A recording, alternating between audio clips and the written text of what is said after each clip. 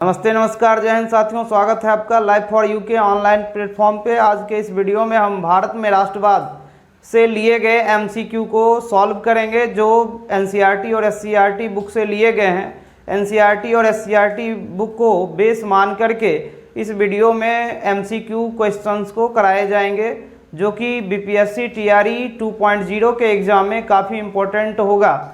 यह एक सीरीज है जो निश्चित रूप से चलता रहेगा जब तक कि एग्ज़ाम ना हो जाए। तो आइए इस वीडियो को शुरू करते हैं। आज का पहला क्वेश्चन है कि डैश ईस्वी में महारानी विक्टोरिया के उद्घोषणा के साथ सभी देशी राज्य ब्रिटिश साम्राज्य के अधीन हो गए थे। महारानी विक्टोरिया ने किस ईस्वी में यह उद्घोषणा की कि भारत के जितने भी देशी राज्य हैं वह ब्रिटिश साम्राज्य के अधीन हो जाएंगे। तो साथियों, हम आपको बता दें कि जब 1857 ईस्वी की क्रांति हुई थी जिसमें ब्रिटिश साम्राज्य को काफ़ी नुकसान उठाना पड़ा, 1857 ईस्वी की क्रांति के नेताओं ने ब्रिटिश साम्राज्य की सत्ता को हिलाकर रख दिया। और उस क्रांति के ठीक बाद भारत में 1858 ईस्वी में महारानी विक्टोरिया द्वारा यह घोषणा की गई कि भारत के जितने भी देशी राज्य हैं उस पर अब सीधा नियंत्रण ब्रिटिश सरकार का होगा। उस पर से ईस्ट इंडिया कंपनी का अधिकार अब नहीं रहेगा। ईस्ट इंडिया कंपनी केवल अब भारत में व्यापारिक मामलों को देखेगी, प्रशासकीय मामलों को सीधा ब्रिटेन से ही हैंडल किया जाएगा। तो इस प्रश्न का सही उत्तर ऑप्शन नंबर सी होगा 1858 ईस्वी में ही महारानी विक्टोरिया के द्वारा घोषणा की गई थी कि भारत के सभी देशी राज्य अब ब्रिटिश साम्राज्य के अधीन होंगे। इसका वजह था 1857 ईस्वी की क्रांति, जिस क्रांति ने ब्रिटिश साम्राज्य को भारत में हिला के रख दिया था। यद्यपि क्रांतिकारियों को सफलता नहीं मिली, 1857 ईस्वी की क्रांति असफल रही, बावजूद इसके ब्रिटिश सरकार को यह डर सताने लगा कि भारत में अगर यह चलता रहा तो उनकी शासन व्यवस्था अधिक समय तक नहीं चल पाएगी। आइए अब हम लोग दूसरा क्वेश्चन लेते हैं। साथियों, क्वेश्चन नंबर 2 है 1878 ईस्वी में वर्नाक्यूलर प्रेस एक्ट पारित किया गया था। 1878 ईस्वी में वर्नाक्यूलर प्रेस एक्ट किसके द्वारा पारित किया गया था? क्या वह लिटन था, रिपन था, मेटकॉफ था या फिर इनमें से कोई नहीं? इस प्रश्न का सही उत्तर ढूंढना है। वर्नाक्यूलर प्रेस एक्ट 1878 ईस्वी में किसके द्वारा लाया गया था? तो वह लिटन था, जिसके द्वारा भारत में 1878 ईस्वी में वर्नाक्यूलर प्रेस एक्ट पारित किया गया था। इसका वजह क्या था वर्नाक्यूलर प्रेस एक्ट लाने का, और इस एक्ट में था क्या? तो इस एक्ट में भारत के जितने भी समाचार पत्र थे, पत्रिकाएं थे, जिनमें भारत में राष्ट्रवाद को जन्म देने वाले लेखों को लिखा जाता था, ब्रिटिश सरकार विरोधी और उनके कृत्यों को लिखा जाता था, तो इससे अंग्रेज डर करके कि कहीं भारत में राष्ट्रवाद इतना कारगर ना हो जाए कि उनकी सत्ता यहाँ से समाप्त हो जाए, तो इस डर से अंग्रेज़ों ने वर्नाक्यूलर प्रेस एक्ट पारित किया, जिसके तहत भारतीय समाचार पत्रों और पत्रिकाओं पर प्रतिबंध लगा दिया गया। भारतीय समाचार पत्र पत्रिकाओं पर इस वर्नाक्यूलर प्रेस एक्ट द्वारा प्रतिबंध लगा दिया गया था। और कहीं ना कहीं ब्रिटिश सरकार में जो कमियां थी उसके द्वारा जो भारतीयों का शोषण किया जा रहा था, उन्हीं बातों को समाचार पत्रों में दिखलाया जाता था, लोगों तक वह संदेश पहुंचाया जाता था। और इस बात का भय अंग्रेज़ों को सताने लगा था कि भारतीय शासन व्यवस्था में इस तरह का अगर लेख और लेखनी आता रहा तो उनकी सत्ता कमज़ोर पड़ जाएगी और यहाँ से उनको जाना पड़ेगा। तो इस डर से अंग्रेज़ों ने वर्नाक्यूलर प्रेस एक्ट पारित किया था। और उस समय भारत का जो वायसराय था या गवर्नर जनरल था वह लॉर्ड लिटन था। इसका कार्यकाल भारत में वायसराय के रूप में 1876 से 1880 तक रहा। इसके बाद रिपन आए। रिपन ने वर्नाक्यूलर प्रेस एक्ट को रद्द कर दिया था, इसलिए रिपन को प्रेस का मुक्तिदाता भी कहा जाता है। इसका कार्यकाल 1880 से 1884 था। 1880 से 1884 था। वर्नाकुलर प्रेस एक्ट लीटन द्वारा लाया गया था और रिपन ने इसको रद्द कर दिया था। इस बात का ध्यान रखेंगे। चलिए वर्नाकुलर प्रेस एक्ट से जुड़े कुछ और अहम मुद्दों को जान लेते हैं। वर्नाकुलर प्रेस एक्ट अभी हमने जाना। वर्नाकुलर प्रेस एक्ट के तहत भारतीय समाचार पत्रों पर प्रतिबंध लगा दिया गया। इस क्रम में जो सबसे पहला समाचार पत्र था जिसको वर्नाकुलर प्रेस एक्ट द्वारा प्रतिबंधित किया गया था वह था सोमप्रकाश। वह सोमप्रकाश था जिसके संपादक ईश्वरचंद्र विद्यासागर थे। जिसके संपादक ईश्वरचंद्र विद्यासागर थे। ईश्वरचंद्र विद्यासागर थे। सबसे पहले सोमप्रकाश को प्रतिबंधित कर दिया गया वर्नाकुलर प्रेस एक्ट के द्वारा। और अमृत बाजार पत्रिका, अमृत बाजार पत्रिका जो बांग्ला भाषा में छपा करती थी, जो बांग्ला भाषा में छपा करती थी, बांग्ला भाषा में छपा करती थी, रातों रात वर्नाकुलर प्रेस एक्ट के डर से इसकी भाषा अंग्रेजी कर दी गई थी। इसकी भाषा अंग्रेजी कर दी गई थी और इसके संपादक शिशिर कुमार घोष थे। इसके संपादक शिशिर कुमार घोष थे। इसके संपादक शिशिर कुमार घोष थे। तो इस बात का भी ध्यान रखना है कि सोमप्रकाश ईश्वरचंद्र विद्यासागर द्वारा संपादित समाचार पत्र था जो सबसे पहले वर्नाकुलर प्रेस एक्ट के तहत प्रतिबंधित कर दिया गया था। और अमृत बाजार पत्रिका बांग्ला में छपने वाला ऐसा समाचार पत्र था जो रातों रात अपनी भाषा बदल करके अंग्रेजी में ये संपादित होने लगा और इसके संपादक थे शिशिर कुमार घोष। साथियों क्वेश्चन नंबर 3 देखेंगे कि महारानी विक्टोरिया ने भारतीय प्रशासन को ब्रिटिश ताज के नियंत्रण में लाने की घोषणा कब की थी। तो हमने पहला क्वेश्चन पढ़ा था कि महारानी विक्टोरिया द्वारा 1858 ईस्वी में भारतीय राज्यों को ब्रिटिश साम्राज्य के अधीन कर दिया था। लेकिन इसमें हमें डेट को मेंशन करना है। क्या 1 नवंबर 1958 को महारानी विक्टोरिया ने भारतीय प्रशासन को ब्रिटिश ताज के अधीन लाने की घोषणा की, या 1 दिसंबर 1858 को, या 1 जनवरी 1858 को, या इनमें से कोई नहीं। तो वह जो तिथि है, जिस तिथि को महारानी विक्टोरिया ने ब्रिटिश ताज के नियंत्रण में भारतीय प्रशासन को लाने की घोषणा की, वह 1 नवंबर था। इसलिए इस प्रश्न का सही उत्तर 1 नवंबर 1858 अर्थात ऑप्शन नंबर ए सही हो जाएगा। चलिए हम लोग नेक्स्ट क्वेश्चन की ओर बढ़ते हैं।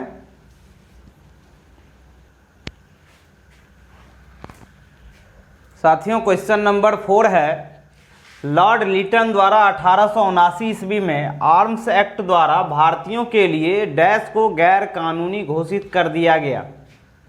1879 ईस्वी में लॉर्ड लीटन द्वारा आर्म्स एक्ट पारित किया गया था जिसमें भारतीयों के लिए अस्त्र शस्त्र रखना गैर कानूनी घोषित कर दिया गया था। तो इस प्रश्न का सही उत्तर ऑप्शन नंबर ए हो जाएगा।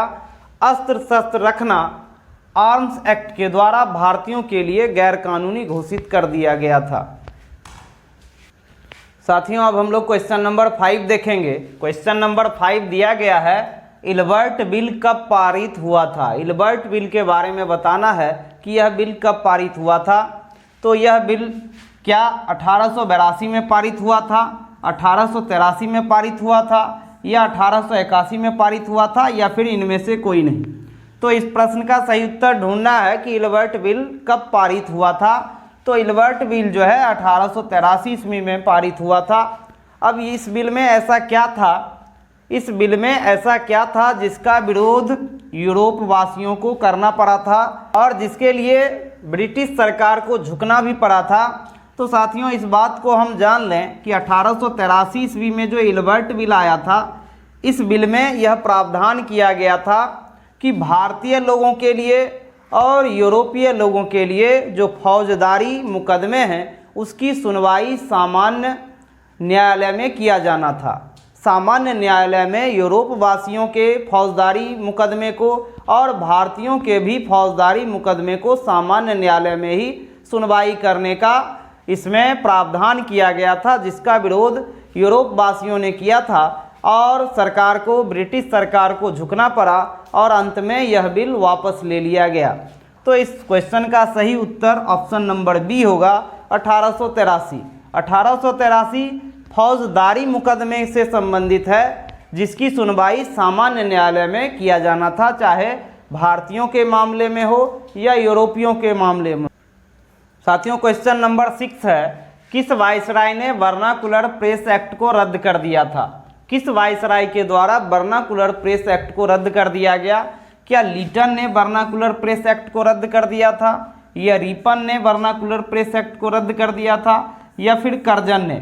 तो इस प्रश्न का सही उत्तर ढूंढना है तो अभी अभी हमने पढ़ा है कि वर्नाकुलर प्रेस एक्ट 1878 ईस्वी में लॉर्ड लीटन के द्वारा लाया गया था। लॉर्ड लीटन का जो कार्यकाल था वह 1876 से 1880 के बीच था।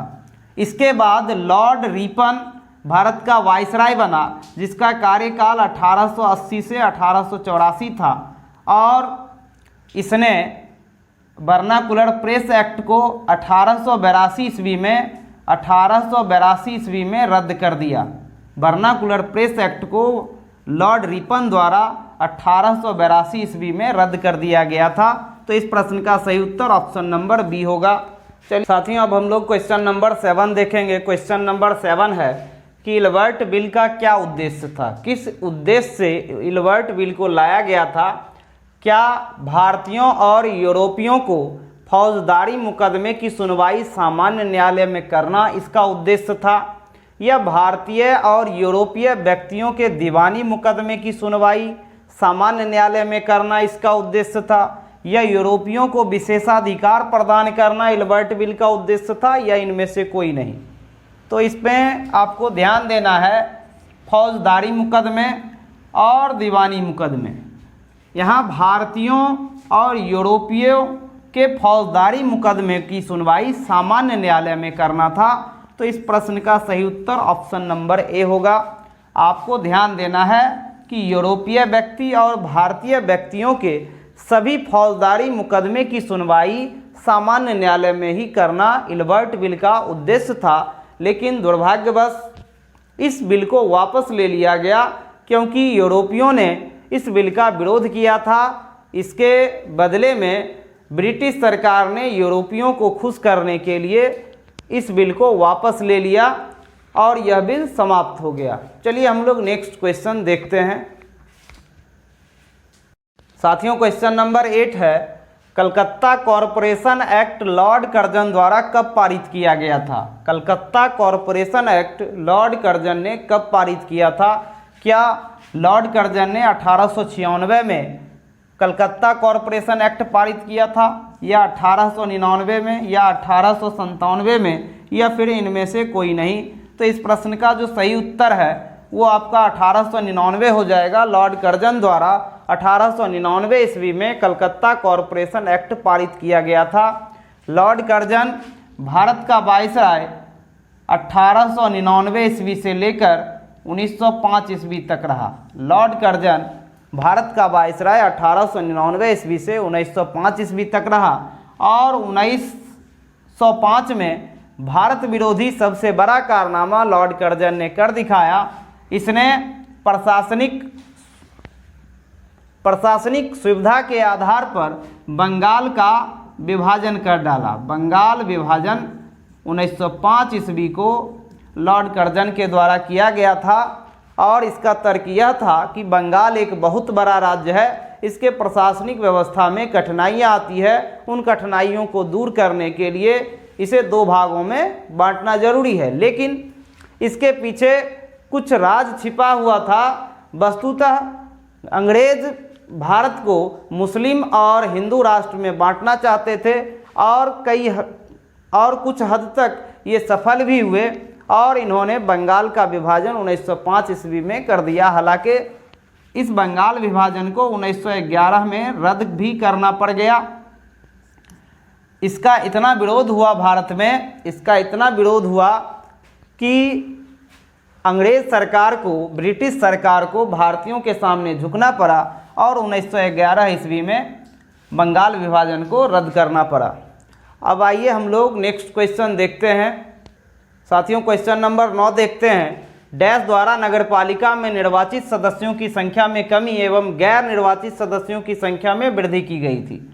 तो वह कौन सा ऐसा बिल है, एक्ट है, जिसके द्वारा नगरपालिका में निर्वाचित सदस्यों की संख्या को घटा दी गई और जो गैर निर्वाचित सदस्यों की संख्या थी उसको बढ़ा दिया गया?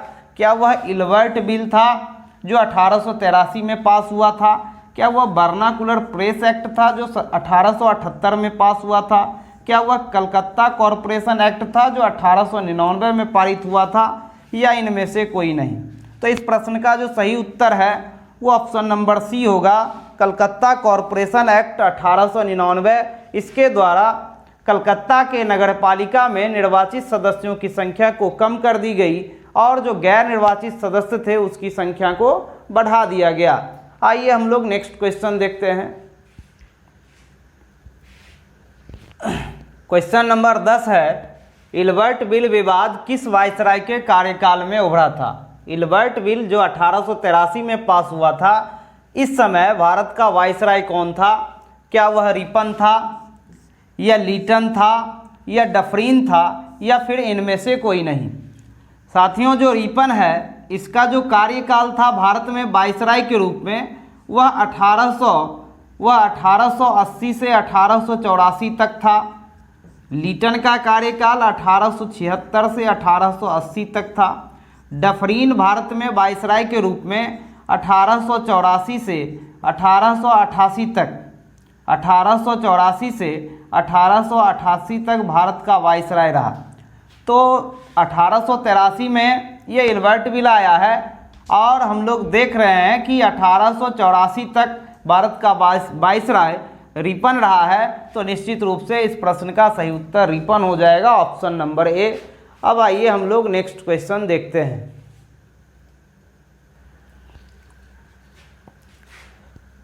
साथियों, अब हम लोग क्वेश्चन नंबर 11 देखेंगे। भारतीय विश्वविद्यालय अधिनियम 1904 किस वायसराय के काल में पारित हुआ था? भारतीय विश्वविद्यालय अधिनियम 1904 किस वायसराय के काल में पारित हुआ था? क्या लीटन के कार्यकाल में पारित हुआ था, या कर्जन के कार्यकाल में पारित हुआ था, या रिपन के कार्यकाल में पारित हुआ था, या फिर इनमें से कोई नहीं? तो इस प्रश्न का जो सही उत्तर है ये ऑप्शन नंबर बी होगा, कर्जन के काल में भारतीय विश्वविद्यालय अधिनियम 1904 पारित हुआ था। क्योंकि हम देख सकते हैं कि जो कर्जन का कार्यकाल है वो 1899 से 1905 है। तो ये जो कर्जन का कार्यकाल है इसको भूलों और आयोगों का कार्यकाल कहा जाता है। इसके समय में, कर्जन के समय में जो भारत विरोधी सबसे बड़ा काम हुआ कर्जन के द्वारा वह बंगाल का विभाजन था, जो 1905 ईस्वी में कर्जन द्वारा किया गया था। हालांकि 1911 ईस्वी में बंगाल विभाजन को रद्द कर दिया गया। कर्जन के समय में कई आयोग का निर्माण भी हुआ था। जैसे सबसे पहले हम लोग देख रहे हैं भारतीय विश्वविद्यालय अधिनियम जो 1904 ईस्वी में पारित हुआ था। इसके अलावे कर्जन के समय में सिंचाई आयोग की स्थापना हुई थी। सिंचाई आयोग की स्थापना हुई थी 1901 ईस्वी में। सिंचाई आयोग की स्थापना 1901 ईस्वी में हुई थी। इसके अध्यक्ष मानक्रीप थे। सिंचाई आयोग के अध्यक्ष मानक्रीप थे। सिंचाई आयोग के अध्यक्ष मानक्रीप थे। और ये जो 1904 ईस्वी में भारतीय विश्वविद्यालय अधिनियम पारित हुआ था, इसके अध्यक्ष रैले थे। इसके बाद अकाल आयोग का गठन किया गया। अकाल आयोग के अध्यक्ष मैकडॉनल्ड थे। अकाल आयोग के अध्यक्ष मैकडॉनल्ड थे। इसके अलावे कर्जन के समय में पुरातत्व विभाग की स्थापना हुई। पुरातत्व विभाग की स्थापना भी हुई। पुरातत्व विभाग की स्थापना, बंगाल विभाजन किया गया, बंगाल विभाजन किया गया, बंगाल विभाजन किया गया। तो हम देख रहे हैं कि कर्जन के समय में बहुत सारे आयोगों का गठन हुआ था। इस वजह से कर्जन के कार्यकाल को आयोगों एवं भूलों का आयोग कहते हैं। और इसके समय में जो सबसे बड़ा भारत विरोधी कार्य हुआ था वह क्या था? बंगाल का विभाजन था। आइए अब हम लोग क्वेश्चन नंबर 12 देखेंगे। चलिए अब हम लोग क्वेश्चन नंबर 12 देखते हैं। लिटन द्वारा प्रस्तावित वैधानिक जनपद सेवा, जिसके तहत परीक्षा की आयु को 21 वर्ष से घटा करके 19 वर्ष कर दी गई थी, यह कब लागू हुआ था? क्या 1875 को लागू हुआ था, या 1878 को लागू हुआ था, या 1880 में लागू हुआ था, या इनमें से कोई नहीं, या इनमें से कोई नहीं।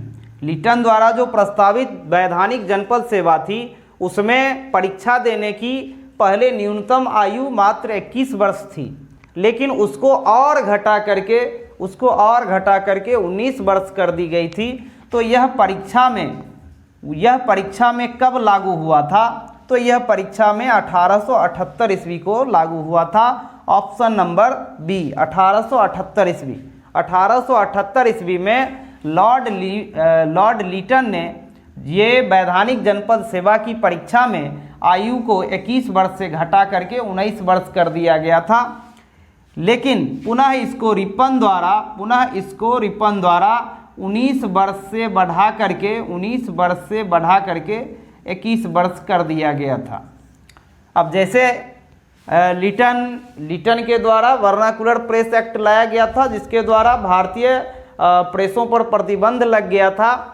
तो रिपन के कार्यकाल में उन प्रतिबंधों को समाचार पत्रों पर से, पत्रिकाओं पर से हटा दिया गया था। ठीक उसी तरह से लिटन के समय में जो वैधानिक जनपद सेवा की परीक्षा थी उसकी आयु को 21 वर्ष से घटाकर 19 वर्ष कर दी गई थी। लेकिन पुनः रिपन के समय में इस उम्र को पहले जैसा कर दिया गया, वापस 19 वर्ष से बढ़ाकर 21 वर्ष कर दिया गया। तो आइए अब हम लोग नेक्स्ट क्वेश्चन को देखते हैं। साथियों अब हम लोग क्वेश्चन नंबर 13 देखेंगे। रिपन ने वर्नाकुलर प्रेस एक्ट कब समाप्त कर दिया था? रिपन के द्वारा वर्नाकुलर प्रेस एक्ट कब समाप्त कर दिया था? ये वर्नाकुलर प्रेस एक्ट किसके द्वारा लाया गया था? तो लिटन के द्वारा लाया गया था। कब लाया गया था? तो 1878 ईस्वी में लाया गया था। लेकिन क्वेश्चन पूछ रहा है कि रिपन ने इसको कब समाप्त किया? क्या 1878 में समाप्त किया था, या 1882 में समाप्त किया था, या 1880 में, या इनमें से कोई नहीं? तो 78 में तो यह आया था लिटन के द्वारा, और यह रिपन के समय में पूछा जा रहा है कि रिपन के द्वारा कब इसको समाप्त कर दिया गया था। तो हम लोग जानते हैं कि रिपन का जो कार्यकाल है वह 1880 से 1884 है। 1880 से 1884 है। तो ये रिपन ने वर्नाकुलर प्रेस एक्ट को 1882 ईस्वी में समाप्त कर दिया गया। प्रेस पर जितनी भी प्रतिबंधें थी उन सबको समाप्त करके भारतीय प्रेस को स्वतंत्र रूप से न्यूज़पेपर और पत्रिकाएं छापने की अनुमति दी गई थी। हालांकि इससे संबंधित समय समय पर कानून बनते रहे और उसमें बदलाव भी होता रहा। चलिए नेक्स्ट क्वेश्चन देखते हैं।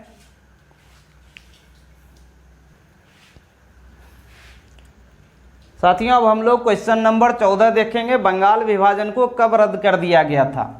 तो सबसे पहले हम लोग ये जानते हैं कि बंगाल विभाजन 1905 ईस्वी में लॉर्ड कर्जन के द्वारा किया गया था।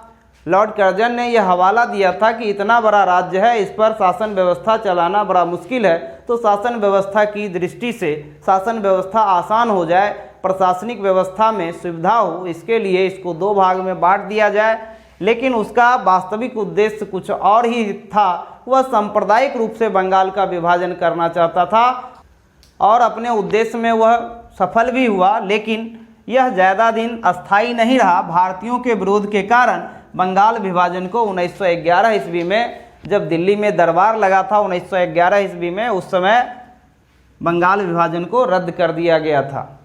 चलिए अब हम लोग नेक्स्ट क्वेश्चन लेते हैं साथियों। क्वेश्चन नंबर 15 है, सभा पर रोक लगाने के लिए देशद्रोही सभा अधिनियम कब पारित किया गया था? सभाओं पर रोक लगाने के लिए अंग्रेजी सरकार के द्वारा एक अधिनियम पारित किया गया था जिसका नाम था देशद्रोही सभा। इस अधिनियम को कब पारित किया गया था? क्या 1905 में इस अधिनियम को पारित किया गया, या 1907 में, या 1905 में, या फिर इनमें से कोई नहीं? तो आपको जवाब देना है कि सभा पर रोक लगाने के लिए देशद्रोही सभा का अधिनियम कब पारित हुआ था? तो यह अधिनियम 1907 ईस्वी में पारित हुआ था। इसके तहत अंग्रेजी सरकार ने भारत में जो जगह जगह सभाएं की जाती थी स्वतंत्रता के लिए, उन सभाओं को देशद्रोही करार दिया गया और उसको रोकने के लिए एक अधिनियम बनाया गया जिसका नाम दिया गया देशद्रोही सभा अधिनियम, और इस अधिनियम को वर्ष 1907 में लागू किया गया था। चलिए अब हम लोग नेक्स्ट क्वेश्चन देखते हैं।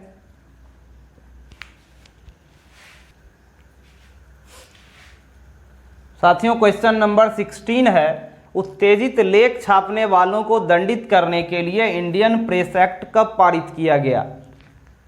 वैसे समाचार पत्र जिसमें सरकार विरोधी बातों को लिखा जाता था, सरकार जो भारतीय लोगों के साथ अत्याचार कर रही है उन बातों को छापता था, तो वैसे लोगों को दंडित करने के लिए अंग्रेजी सरकार के द्वारा इंडियन प्रेस एक्ट लाया गया। और यह कब लाया गया था? क्या 1910 ईस्वी में लाया गया था, या 1911 ईस्वी में लाया गया था, या 1912 ईस्वी में लाया गया था, या फिर इनमें से कोई नहीं?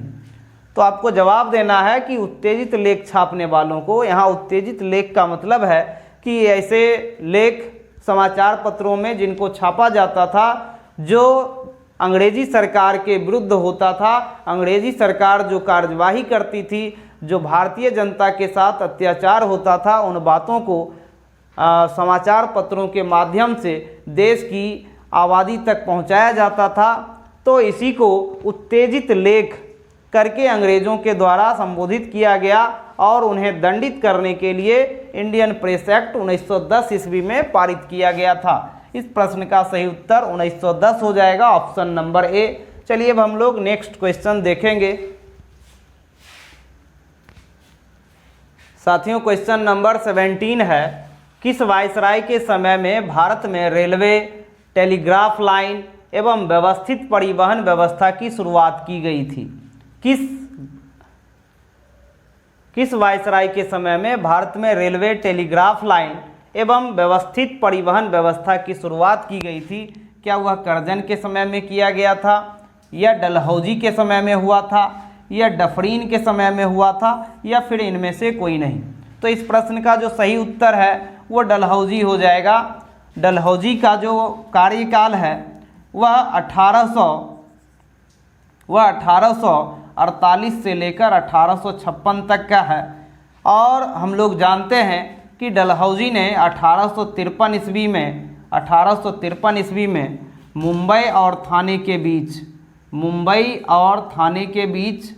मुंबई से थाने के बीच 34 किलोमीटर सबसे पहले रेल लाइन बिछाने का काम किया था। तो इस प्रश्न का सही उत्तर डलहौजी हो जाएगा। डलहौजी अपने कार्यकाल में रेलवे की शुरुआत किया था, टेलीग्राफ लाइन की शुरुआत किया था और एक व्यवस्थित परिवहन व्यवस्था की भी शुरुआत किया था। तो इस प्रश्न का सही उत्तर ऑप्शन नंबर बी डलहौजी हो जाएगा।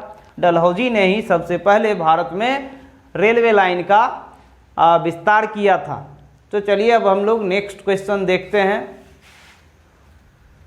साथियों क्वेश्चन नंबर 18 है, डलहौजी के व्यापगत सिद्धांत का पहला शिकार हुआ था।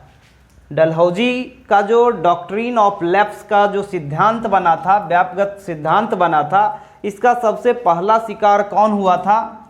क्या सतारा इसका सबसे पहला शिकार हुआ था, या इसके तहत सबसे पहले जैतपुर का विलय हुआ था ब्रिटिश साम्राज्य में, या संभलपुर का हुआ था, या फिर इनमें से कोई नहीं? तो इस प्रश्न का जो सही उत्तर है ये ऑप्शन नंबर ए होगा, सतारा। सतारा ही डॉक्ट्रिन ऑफ लैप्स का सबसे पहला शिकार बना था। इसका एक ट्रिक है कि कौन सा कौन सा शहर या राज्य सबसे पहले डॉक्ट्रिन ऑफ लैप्स का शिकार बना था? तो उसको याद रखने के लिए हमने एक ट्रिक बनाया है, सजय संभव झाना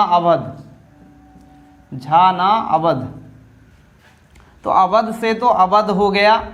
अवध को डलहौजी के व्यापक सिद्धांत के अनुसार 1856 ईस्वी में ब्रिटिश साम्राज्य में सम्मिलित कर लिया गया। ना से नागपुर और इसको 1854 ईस्वी में ब्रिटिश साम्राज्य में शामिल किया गया। ये झांसी हो गया। झांसी को 1853 ईस्वी में ब्रिटिश साम्राज्य में विलय कर लिया गया। उदयपुर को 1852 ईस्वी में ब्रिटिश साम्राज्य में सम्मिलित कर लिया गया। बौसे बघाट इसे 1850 ईस्वी में ब्रिटिश साम्राज्य में शामिल कर लिया गया, विलय कर लिया गया। ये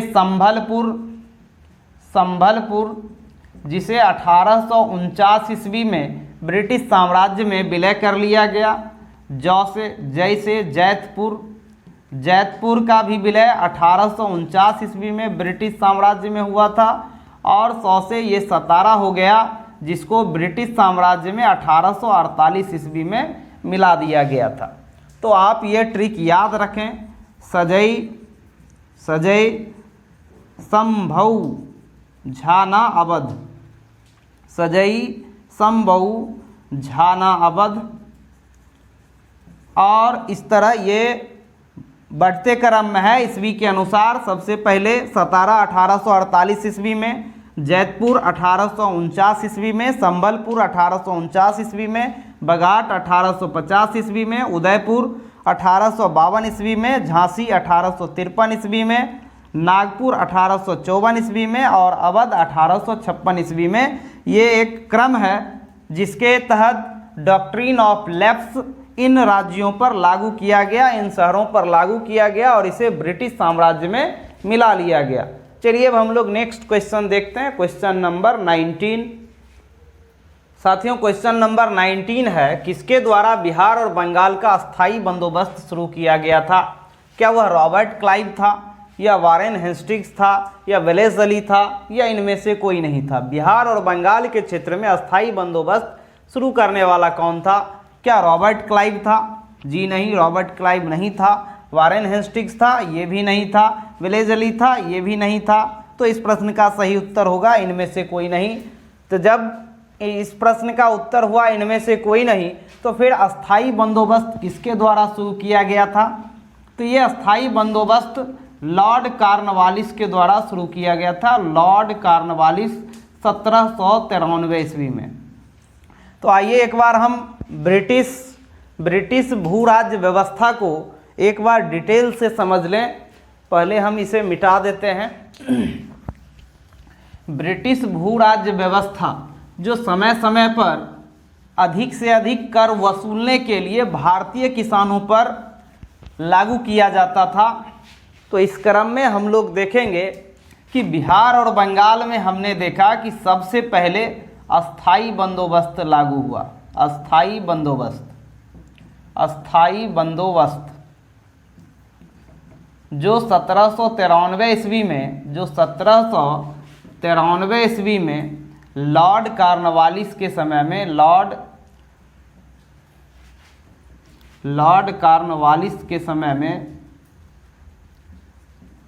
लागू किया गया था। लॉर्ड कॉर्नवालिस के समय में लागू किया गया था। और यह भारत के किन किन क्षेत्रों पर था?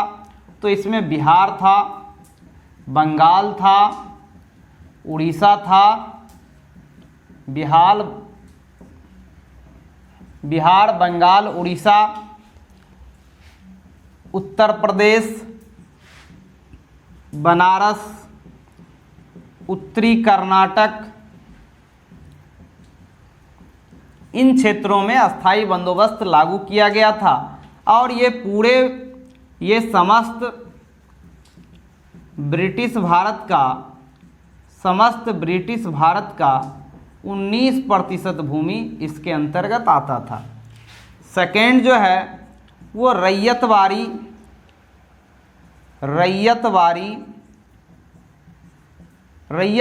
व्यवस्था था। एक चीज़ और, अस्थाई बंदोबस्त में जो भूमि है उसका मालिक जमींदार हुआ करता था। जो भूमि है, भूमि का मालिक जमींदार हुआ करता था और जमींदार किसानों को किराए पर भूमि खेती करने के लिए दिया करता था। रैयतवारी व्यवस्था ये मुनरो के समय में ये लागू किया गया।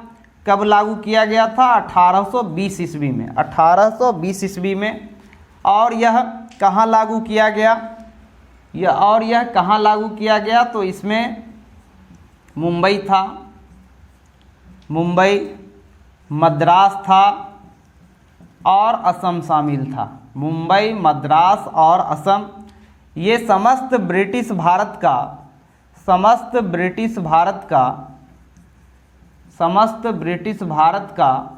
51% भूमि पर लागू था। और इस व्यवस्था में भूमि का मालिक किसान हुआ करता था। यही वजह है कि रैयतवारी व्यवस्था सबसे प्रसिद्ध और लोगों को पसंद भूमि या राजस्व व्यवस्था था, जिसके तहत किसान अपना खेती कर जो भी टैक्स का पेमेंट है वो किया करते थे। इसके बाद तीसरा जो है वो महालवारी व्यवस्था है। महालवारी व्यवस्था 1822 ईस्वी में हॉल्ट मैकेंजी के द्वारा लाया गया था। 1822 ईस्वी में महालवारी व्यवस्था लाया गया था। इसके अंतर्गत यूपी, मध्य प्रांत, पंजाब शामिल था। और यह समस्त ब्रिटिश भारत का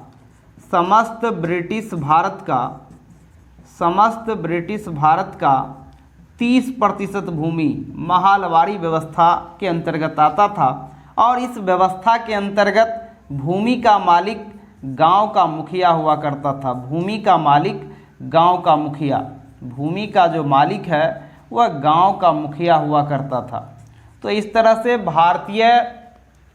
भारतीय समस्त जो भूमि थी, भारत में जो कुल भूमि था उसका जो इस तरह से अस्थाई बंदोबस्त में हमने देखा 19%, रैयतवारी व्यवस्था में 51% और महालवारी व्यवस्था के अंतर्गत 30% भूमि सम्मिलित था। और इसमें से सबसे ज़्यादा जो किसानों को पसंद था, भारतीय लोगों को पसंद था, वह रैयतवारी व्यवस्था थी। चलिए हम लोग नेक्स्ट क्वेश्चन लेते हैं। साथियों, ये रहा आज के वीडियो का लास्ट क्वेश्चन नंबर 20। नील कृषकों पर लिखी गई पुस्तक नील दर्पण के लेखक कौन थे? नील कृषकों की जो स्थिति थी भारत में, नील की खेती जो भारतीय किसानों से ज़बरदस्ती करवाया जाता था, तो नील की खेती कर भारतीय किसानों की जो दुर्दशा थी, उस दुर्दशा को नील दर्पण नामक पुस्तक में वर्णित किया गया था। तो आपको बताना है कि इस नील दर्पण पुस्तक के लेखक कौन थे?